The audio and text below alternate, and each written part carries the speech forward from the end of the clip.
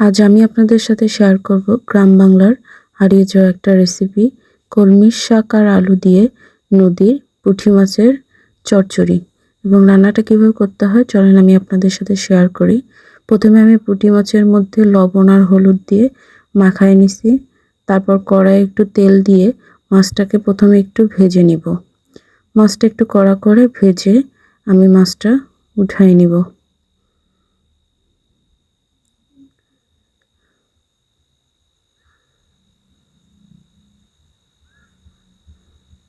সবগুলো মাছ আমি একসঙ্গেই দিয়ে দিলাম।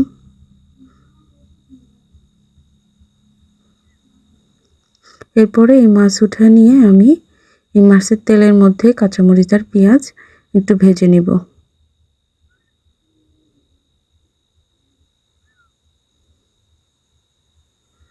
কাঁচামরিচ আর পেঁয়াজ সামান্য ভাজা হলে আমি এখানে পরিমাণ মতো আদা রসুন বাটা একটু দিয়ে দিলাম। দিয়ে এটাকে আবার একটু ভেজে নিব।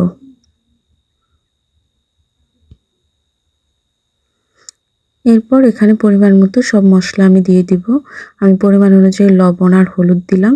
দিয়ে একটু পানি দিয়ে এই মশলাটাকে একটু কষায় নিব। তারপর যা যা বাদবাকি মশলা লাগে সেগুলো আমি এর মধ্যে দিব। দিয়ে এটাকে একটু কষাতে থাকবো। এটা ভালো করে কষানো হলে আমি যে শাকগুলো কেটে ধুয়ে রাখছি সেই শাকগুলো আমি এই মশলার মধ্যে দিয়ে দিব। শাকগুলোকে একটু ছোট ছোট করে কেটে নিতে হবে। যেহেতু এটা চচ্চড়ি হবে সেহেতু এটা ছোট করে কেটে নিলে বেশি ভালো হয়। শাকের সঙ্গে সঙ্গে আমি আলুগুলোও দিয়ে দিব যেন আলুটাও সিদ্ধ হয়ে যায়, কারণ শাক সিদ্ধ হতে খুব বেশি সময় লাগবে না আর এখানে খুব বেশি পানিরও প্রয়োজন হবে না। সেই জন্য আমি আলু এবং শাক দুটোই একসঙ্গে দিয়ে এবার মশলার সঙ্গে সুন্দর করে এটাকে নাড়তে থাকবো। আর আমি জালটা অবশ্যই জোরে রাখবো। এখানে আস্তে জাল দিলে দেখা যাচ্ছে শাকের যে একটা কালার সেটা নষ্ট হয়ে যাবে।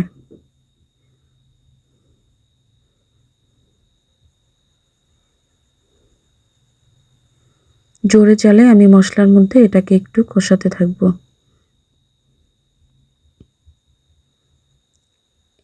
শাক থেকে দেখেন অনেকটা পানি বের হয়ে গেছে। এই পানিতে আমার আলু প্রায় অর্ধেক সিদ্ধ হয়ে যাবে।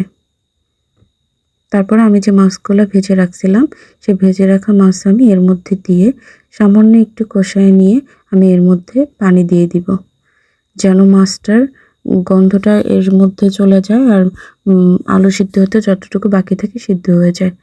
বেশ খানিকক্ষণ জাল করার পরে দেখেন পানিটা আমার প্রায় শুকিয়ে গেছে। অল্প কিছু পানি আছে, এটা আমি শুকায় নামায় ফেলবো। একদম পানি শুকিয়ে ফেলবো আমি।